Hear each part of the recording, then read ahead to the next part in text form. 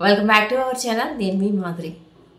ఎప్పుడు కూడా గొడవ అనేది ఒక ఇద్దరు మనుషుల మధ్య కానివ్వండి, లేదంటే రెండు ఫ్యామిలీస్ మధ్య కానివ్వండి, ఏ గొడవైనా కానీ గొడవ ఎప్పుడు కూడా గడప దాటకూడదు. అంటే బయట వాళ్ళకి తెలియకూడదు, మన ఇంట్లోనే ఉండాలన్నమాట. అలాగే బాధ ఎప్పుడూ కూడా బయటకి చెప్పకూడదు.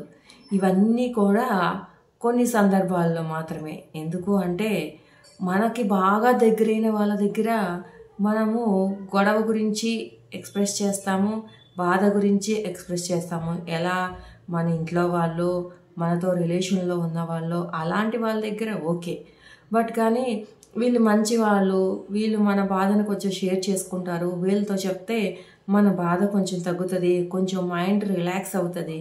ఇలా ఆలోచించే మనము ఎవరికన్నా బయట వాళ్ళ దగ్గర ఒక మాట చెప్పామనుకోండి, మన గొడవ ఏదైతే ఉందో అది మన గడప దాటిపోయింది, బాధ ఏదైతే ఉందో అది మనలో నుంచి బయటకు వచ్చేసింది అనుకోండి.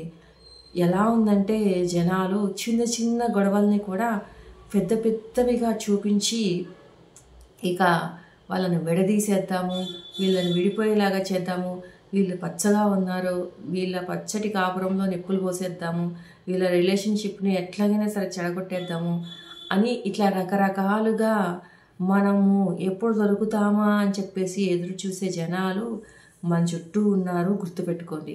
కాబట్టి ఎవరికి ఏది చెప్పాలి, ఎంతవరకు చెప్పాలి, అసలు చెప్పాలా వద్దా, ఇవన్నీ కూడా క్లారిటీతో ఉండండి. మనకు ఎవరితో అయితే గొడవైందో వాళ్ళతో మనం డిస్కస్ చేస్తే ఏదైనా మిస్అండర్స్టాండింగ్స్ ఉంటే పోతాయి, అంతవరకు ఓకే. అంతేగాని ఆ గొడవకే సంబంధం లేని వాళ్ళతో, ఆ గొడవ అసలు తెలియని వాళ్ళతో మనమే ఇనిషియేషన్ చేసి ఇది ఇలా జరిగింది అని చెప్పేసి అసలు చెప్పాల్సిన అవసరం అయితే అసలుకే లేదు. ఈ బాధ తగ్గాలన్నా కూడా ఎవరితో అయితే గొడవైందో వాళ్ళ దగ్గరనే నేను ఈ విషయంలో బాధపడ్డాను అని ఎక్స్ప్రెస్ చేయడం వరకే కరెక్ట్ అనమాట. ఎందుకు అంటే మీది చిన్న గొడవే, పెద్ద లేదు, ఏదో చిన్న చిన్న అండర్స్టాండింగ్.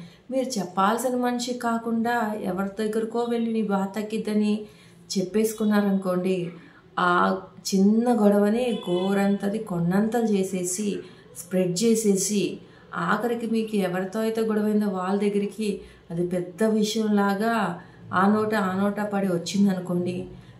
ఏ చిన్న గొడవ, ఏ చిన్న మిస్అండర్స్టాండింగ్ ఏదైతే ఉందో ఆ ఇద్దరి మధ్య అది కాస్త చిలికి గాలివానలాగా అయ్యి వాళ్ళ జీవితాలనే నాశనం చేసేటటువంటి పరిస్థితులు కూడా రావచ్చు అనమాట. కాబట్టి ఎప్పుడూ కూడా గడప అనేది దాటనివ్వకూడదు. అంటే మన ఇంట్లో గొడవ మన ఇంట్లోనే ఉండాలి. మన ఇంట్లో గొడవ ఒక 10 మందికి తెలిసి అదేదో ఒక ఇంటింటి రామాయణం లాగానో ప్రతి ఒక్కళ్ళు చెప్పుకునేటటువంటి ఒక కథలాగా మాత్రం మారిపోకూడదు అనమాట. గుర్తుంచుకోండి. అర్థమైంది కదా? మీ గొడవ, మీ బాధ మీ వరకే. 10 మందికి అవసరం లేదు.